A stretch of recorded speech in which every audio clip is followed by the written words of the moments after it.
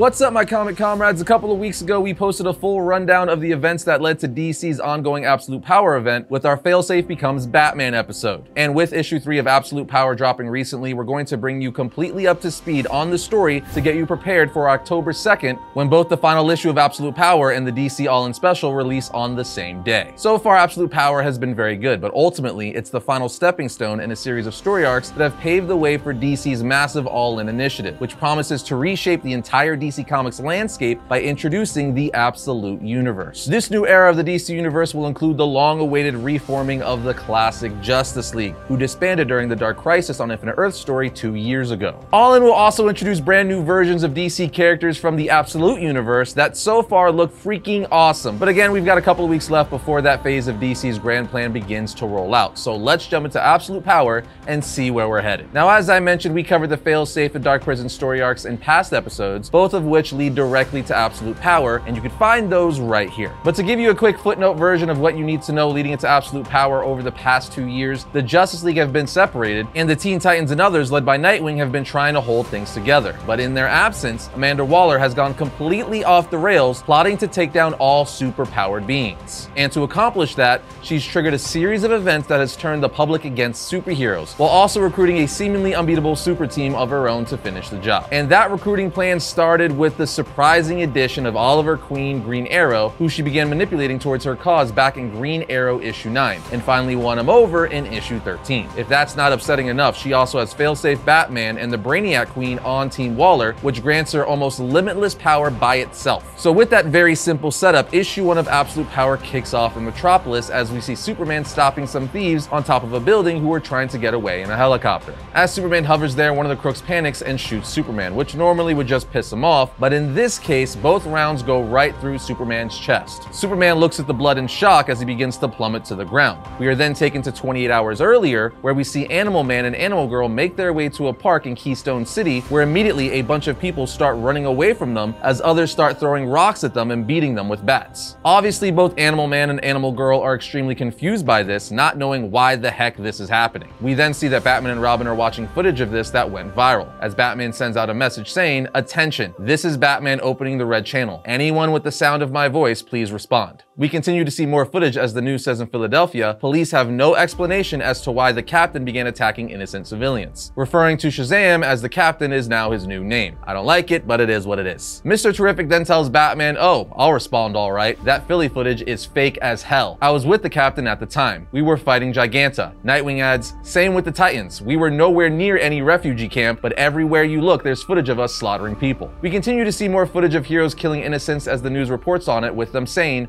"Dozens trampled to death as the crowds fled Green Lantern and Supergirl's homicidal rage." Wonder Woman then jumps in saying, "It's absurd. Hal doesn't even have his ring right now." And Kal says Supergirl's on a space mission. So clearly someone is artificially making this footage and reporting it, making it seem like Earth's heroes are going rogue and killing innocents. We are then brought to the Daily Planet, where Clark and Lois are looking at a bunch of other news outlets reporting on the supposed rampage of heroes. Lois says while watching TV, "My God, Clark, those were innocent people." Clark says, "Fake innocent people," but the public believes it. At this moment, Lucille comes walking in telling Lois, "We're getting left behind. These stories are running on every news site in the country except ours." Lois basically says, "Because none of it's confirmed yet. Are you new here? You know how the media panics about not being last with the story. They report first, then verify. The Planet does not and will not run unverified and speculative content. Is that understood?" Lucille says, "Yes, ma'am." But shortly after this, Jimmy Olsen informs Lois that some outside agent has taken control of the Planet's servers, and now the Daily Planet is vomiting out the same AI trash as the rest of the world. Lois says, "Unbelievable. Overnight. I mean overnight. How could something like this happen so fast? Who could be behind this?" As we see, the person behind this is Amanda Waller. We are then taken to the Hall of Order, formerly the Hall of Justice, where we see Amanda Waller talking to Sarge Steele. Waller is clearly head of the Sovereignty Bureau, with Steele being second in command. For everyone who doesn't know what the Sovereignty Bureau is, after everything that happened with the Beast World crisis with Beast Boy, the president put together the Sovereignty Bureau, which was designed to keep superheroes in line should they ever go rogue. Anyway, Anyway, we find out that Waller is creating these artificial videos of Earth's heroes killing everyone by using the bride of Brainiac to do that, the Brainiac Queen. As Failsafe explains to Sarge Steele, she's a sentient ultra computer and the linchpin of this whole operation. Winning a war is about keeping the enemy off balance. Did you not stop to think how much power and data it takes to seize half of the internet and mass disperse all that footage? It's time for phase 2. A little bit after this, Failsafe meets with Waller saying Task Force 7 is ready for deployment. Each has been assigned its specific targets and will be backed by one of Sarge's cleanup squads. And when they're done, we'll finally have order in this world. Just give the word. Waller replies, the word is given. At which point, Failsafe says, Task Force, begin the hunt. We are then taken back to the moment right before Superman was shot and fell while capturing those crooks, as we see some sort of robot or being targeting him, registering his power level. And as Superman falls, we see he's caught by his son John. Mr. Terrific asks, Team Metropolis, is that you? What's going on? John answers, we've got to get him into the hospital, hurry. Superboy then says, Batman, this is Superboy. Apparently, Superman's lost his powers, as the same thing targets them and they now lose their powers, with all 3 of them plummeting to the ground. Batman says, Superboy, do you read me? With Oracle saying, Batman, the deepfake footage, it stopped cold. He asks, you shut it down? She says, we did nothing, but now we're picking up a global feed coming from the Hall of Order. We then see Amanda Waller make a public statement to the world saying, good evening, I'm Amanda Waller, and I'm here to help. Like all of you, we here at the United States Bureau of Sovereignty have been horrified by the now constant danger of devastating metahuman attacks against ordinary citizens. But we no longer live in fear, not for ourselves, not for our children, not after today. Affected immediately in the wake of these unprecedented superhuman strikes that claim so many lives worldwide these last few days, my bureau is actively dispatching our ultimate solution to the existential danger posed by all superhumans. Even as I speak, my designated task force is ending the threat permanently. As we continue to see most of the world's heroes losing their powers, Batman tells Damian, my God, how could I possibly have missed it? Waller would never go this route unless she thinks she's already won. We then learn how Waller is able to strip metahumans of their powers, and that's with an army of Amazos created by Failsafe and the Brainiac Queen, with the ability to release some sonic waves that takes away metahuman abilities. I mean, we're talking Superman, Wonder Woman, Aquaman, the JSA, Constantine, and more, all losing their powers and abilities. It's at this point, Batman radios to Green Arrow and learns that Oliver is working with Amanda Waller as part of her new task force, saying he's on the right side of history and that he's sorry. He says, I really am, but I've been warning all super folks for a long time that us humans don't appreciate being looked down on, and you wouldn't listen to me, which is ironic as he's saying this to Batman, who also doesn't have any superpowers. Green Arrow continues to tell the heroes, we sealed away the time stream in the microverse. Waller knows your secrets, so there's no escape, no exits, no hope. I know you guys. You're thinking, we fought Amazos before. We could figure out some way to destroy them. Our powers will be restored and we can win. Sorry, those are the old rules. This is a new design, new technology, as we learn that these Amazos were designed by Failsafe and the Brainiac Queen. He continues to say, what's taken is irretrievable. There is no return mechanism. Your powers are never coming back. And as Green Arrow is saying this, we see John Kent get captured and dragged off while trying to save his dad. Then on the final 2 pages of the issue, we see that John has been transformed into some kind of machine and he no longer knows who he is. Obviously, this is where things start to heat up, but before we roll into issue 2, we recently won 2 more amazing items on Pristine Auction,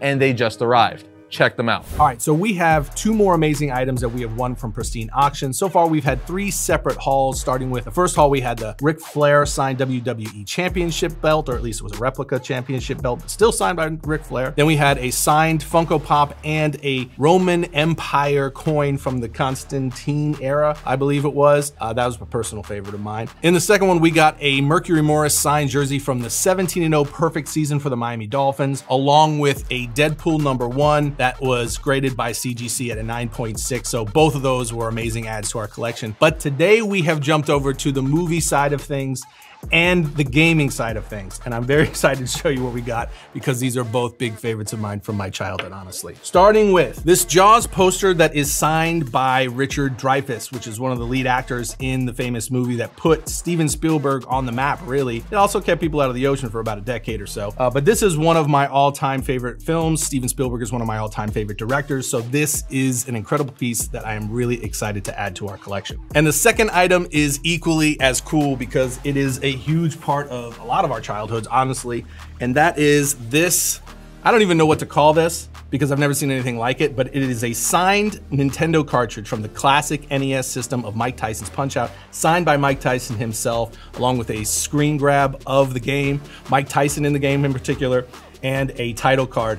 It's done in a really great frame. I don't know, I just love this. I saw this, I had to have it. So I actually out-auctioned somebody relentlessly until I won this thing. So this is gonna be hanging in my office or the studio somewhere. But the big takeaway from both of these items is that they are another great example of how many different things from a wide variety of fandoms you can find at pristineauction.com. So check it out for yourself. We're always excited to have Pristine Auction as our sponsor because they're one of the most trusted memorabilia auction sites out there with an insane catalog of collectibles. But you especially want to check out their pop culture auctions where you can find signed items from classic comics to TV shows, movies, music, and more. And every item from Pristine comes with a certificate of authenticity from the industry's leading authenticators. So go check out Pristine Auction for yourself by using our link in the description. Auctions start at only 20 bucks, have no reserves, and they run all week long every Friday to Friday. And when you use registration code VARIANT, you'll get $10 off your first order. Just use our link in the description below. Okay, so issue 2 of Absolute Power opens up with several depowered superheroes being incarcerated. As Failsafe says, superheroes by the dozens, drained and beaten, treated like the criminals they are, held permanently under lock and key at the Gamora Island Meta-Human Detention Center. Failsafe then asks Waller what's the current success rate of Task Force 7. She replies, solid. Over 80% of Earth's superheroes have been depowered and incarcerated. The problem is the 20% include the biggest fish yet to be caught, and they've gone underground. As we see a chart of who has and hasn't been caught yet. Brainiac Queen asks, wouldn't the next logical step be to lure them into the open, perhaps by targeting the humans they care for, companions, loved ones? Waller asks, those humans are civilians. Our goal here is to protect ordinary people and keep them safe. I'm not a psychopath, but we all know she is. Anyway, she continues to say our only targets are those whose good deeds are far outweighed by their ability to endanger. We are then taken to the Fortress of Solitude where we see all of the heroes who haven't been captured yet taking refuge. Superman is in his black containment suit healing up, and the heroes are discussing who should take charge as they technically are no longer the Justice League, and there's no order to things anymore. Like I said earlier, if you don't remember, the Justice League was disbanded at the end of the Dark Crisis event, and they still have not reformed. Anyway, first Aquaman says he should lead as he's a king, then Mr. Terrific suggests himself. Of course, Batman thinks he should as he has the years and experience, at which point Nightwing steps up saying, may I have everyone's attention, giving an epic speech rallying everyone behind him, with even Batman saying, that's my boy. So the new leader is Nightwing. Nightwing then gives everyone their orders saying, Superman, the multiverse is full of allies who will help us without a moment's hesitation.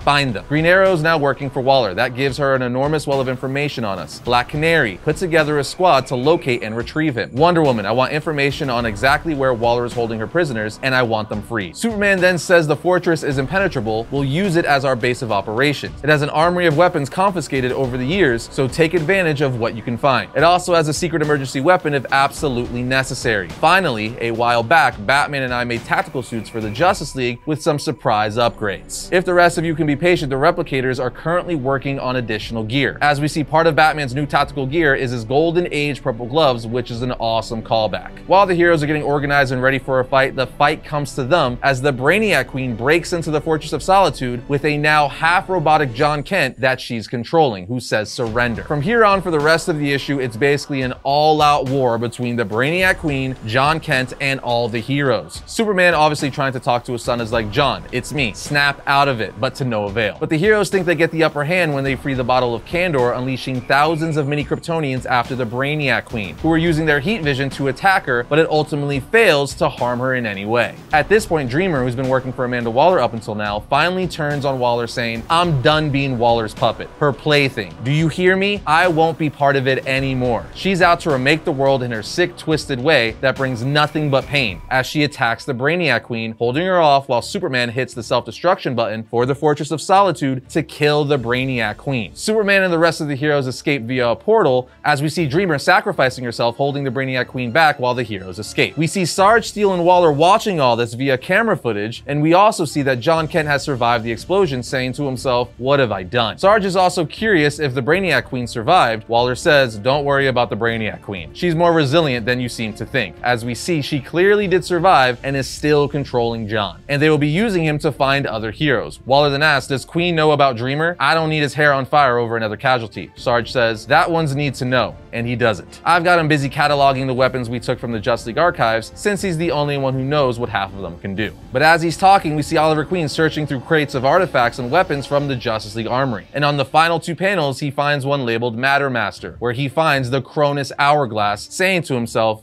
time's up. Which could imply that his partnership with Waller has been a con and possibly some kind of alternate strategy. But things get even more interesting on that front in issue 3. The issue opens up with Hawkgirl, who's been depowered by one of Waller's Amazos, hiding in an alley alongside Mammoth. She's desperately trying to get any of the other heroes to respond on comms when we see that Waller's agents have already found them and are moving in. From here, we return to Waller's Hall of Order on Gamora Island, where she's in an exchange with Brainiac Queen and Failsafe about the status and success of their mission to find and depower the metahumans with the Amazos. Brainiac Queen tells Waller that the Super Son John Kent is searching the globe at super speed to locate the remaining refugees from the fortress battle, and it won't be long before he finds them. Failsafe also tells her that they are fast approaching 100% apprehension rate on both heroes and villains, but he also mentions that Jadestone and Velocity are responding oddly for some reason, which is a clear foreshadow. Regardless, Waller tells both of them to start overseas operations and walks out. We are then taken to Themyscira, where we learn that the remaining depowered heroes that escaped the fortress battle were teleported to the hidden island of the Amazons by Mr. Terrific. Among them is Nightwing, Wonder Girl, Big Barda, Red Tornado, and others. Nightwing then explains to everyone that Queen Nubia was not happy to have them dumped on her lawn, but Wonder Woman and Wonder Girl bought a few hours of goodwill to get themselves together and put a plan in place. Barda then asks Terrific why he teleported them from one hostile place to another, and Terrific tells her that they needed a place with supernatural cloaking that John and his Kryptonian powers can't detect. He says, in fact, this island is suffused with magic. Trust me. This begins a debate between the heroes about what to do with John Kent, who is now doing Waller's bidding through the Brainiac Queen. And Barda very clearly tells them that they have no choice but to end him by any means necessary. He's too dangerous. However, Nightwing overhears this, steps in as the leader, and shuts that idea down hard, saying that he and Mr. Terrific have a plan to deal with him.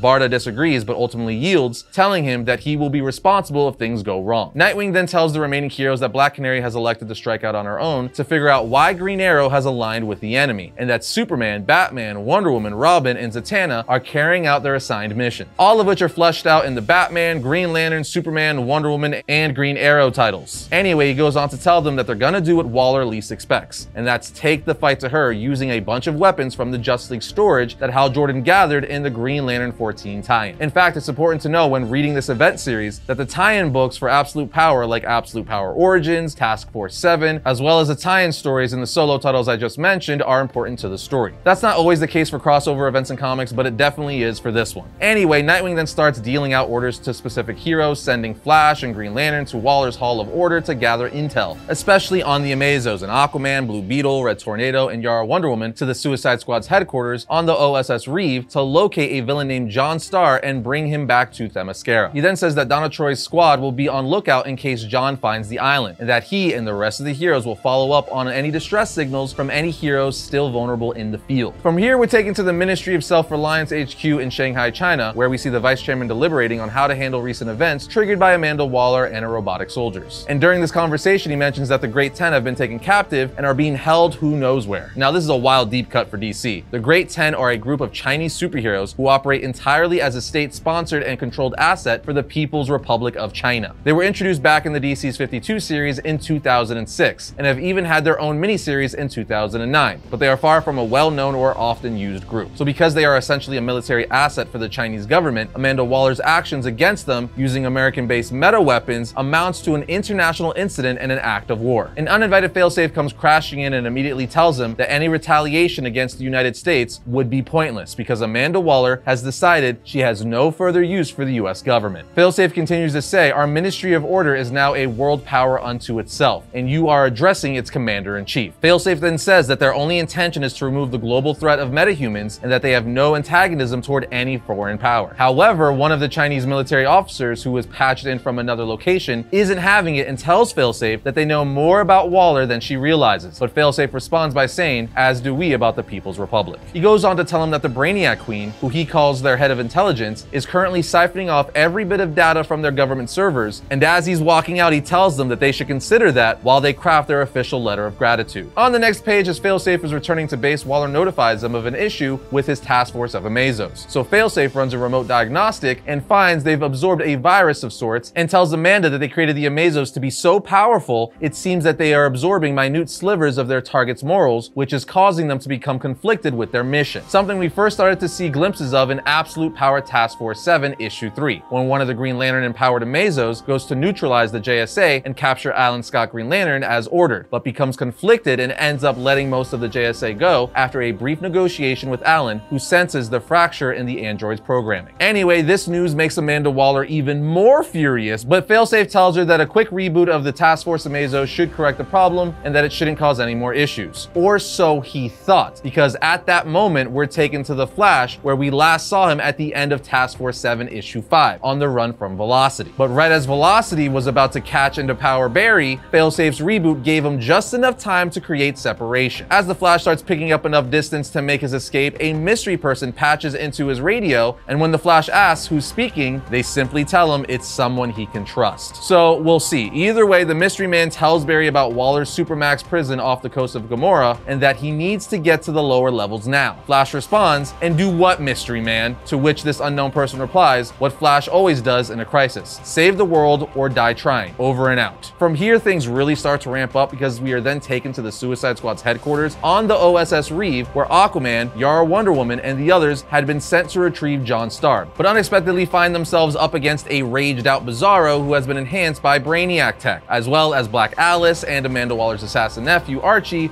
who goes by Deadeye. Now, this is an extension of the tie-in story in the Batman title, where in issue 150, Cyborg discovers that Amanda Waller has possession of a mother box and is hiding it somewhere south of her base on Gamora. Then in issue 151, Batman identifies the US military base on Okinawa as the likely location for where Waller is keeping it, so he recruits Catwoman to help him find and steal it. But when they arrive at the base, they find that it's being guarded by Bizarro, Black Alice, and Deadeye. They manage to fight their way past them to get into the secret bunker where the energy signature from the mother box is coming from, but when they get inside, they find out that it's actually an open boom tube that leads them to Amanda Waller's family tomb, which, as it turns out, happens to be on Lobo's home world of Zarnia. Anyway, Catwoman accidentally triggers a timer while trying to get the mother box out of the protective case it's in, and at the same time, Batman discovers that this mausoleum on Zarnia is being guarded by Gunsmith, who has bad blood with Batman going back to issue 89 of the Batman title. So he says hello by shooting Batman in the chest, but it doesn't pierce his suit. However, an explosion immediately goes off inside the tomb that blasts Catwoman out the door, which reveals that Bizarro, Black Alice, and Deadeye have now come through the open boom tube as well, leaving Batman and Selina fighting to retrieve the mother box and somehow get out with their lives in issue 152. The brawl lasts the entire issue, but in the end, just as Catwoman finally breaks into the mother box vault, Black Alice, Bizarro, Deadeye, and Gunsmith escape back into the open boom tube that brought them there, and it closes behind them, which leaves Batman and Catwoman to figure out how they will get home, but not before they realize that removing the mother box from the vault removed its energy shield, making it a beacon for Darkseid, who immediately arrives on the scene and fires his Omega beams at them. Batman manages to activate the mother box and open a boom tube for them to escape just before being vaporized, but now Darkseid is in the mix,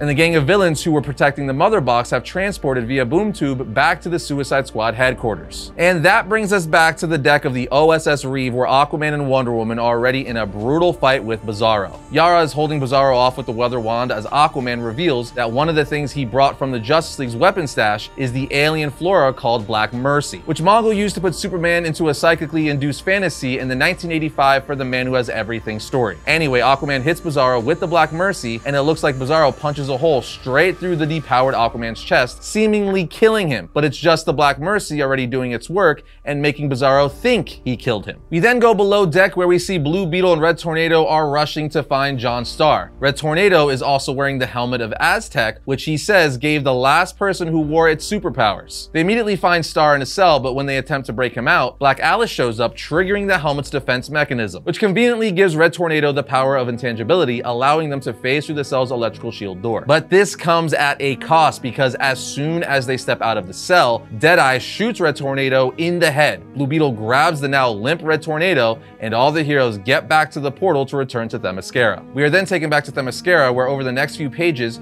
we see Aquaman having a fatherly conversation with Airwave, who is still whining about being a stupid hero. But as the heroes are still trying to pull themselves back together, Brainiac Queen and the corrupted John Kent Superman manage to locate and breach Themyscira and start wrecking shop. Big Barda, who still has her own opinion on how John Kent should be handled, loads a kryptonite bullet into a high-powered rifle and is about to take him out when Nightwing intervenes, telling her he knows something she doesn't. Nightwing then lures John to the ground by saying, "You want to fight me? Let's go toe to toe. Meet me on my level. And as soon as Jon's feet touched the ground, he was immediately consumed by magical energy from the island. Dick tells Barda, terrific idea, Artemis's execution. The moment Jon set foot on the ground uninvited, he sprung the trap. The island is suffused with magic, and right now, every bit of it is being focused on him, purging his system of Brainiac Queen's circuitry. Dick starts telling Jon to resist and fight, but when Brainiac Queen realizes what's happening, she becomes furious, saying, "I am in control. We both serve Mother Waller." She then tells Nightwing that Waller has shown her the evil of the metahumans and that they will eliminate the threat. But as Jon is starting to break free from Brainiac Queen's control, Nightwing sees an opportunity and dives on Brainiac Queen while saying, "Waller lied to you. Everything she taught you about us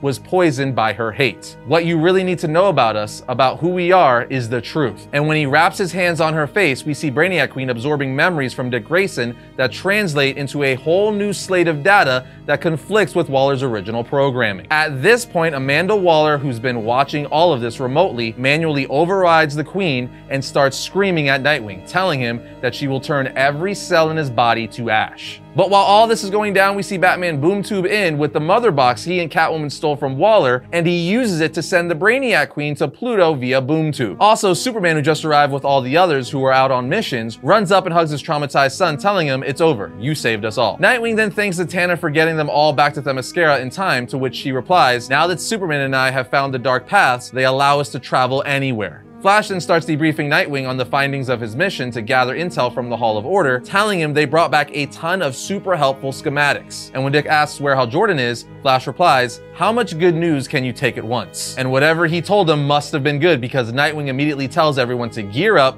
because it's time to take the fight to Waller. However, Nightwing notices that Batman is missing, and on the next panel we see he's hovering over Jon Starr, telling him, "You're coming with us. Because you know, Starr, don't you? You know how to get everyone's powers back." So Batman clearly knows something the rest of them don't, which is no surprise to anyone. But here's the kicker. On the final page of Absolute Power 3, we finally return to Flash as he enters Waller's Supermax sub-basement on the Mystery Man's suggestion, where he not only finds an active transmatter machine, but a large version of the multiverse map he's been charting. And his face drops when he realizes that she's been using it to build a multiversal army. And the issue ends with the Flash about to be attacked by several soldiers of that army, which is just insane. Obviously, this will be the path that inevitably introduces the Absolute Universe, but we'll also be watching all these tie-in issues for any more important developments between now and the release of Absolute Power 4 and the All-In Special on October 2nd. Because as I mentioned earlier, all of the tie-in issues have been important to the story, so you really want to read those to get the full story with all the details. Anyway, Absolute Power has been dope so far, and our attention is definitely peaked to find out where they're taking us. But what do you guys think of all this, and did you have any standout moments? Let us know down in the comments. Otherwise, we'll see you next time when we talk about all things comics.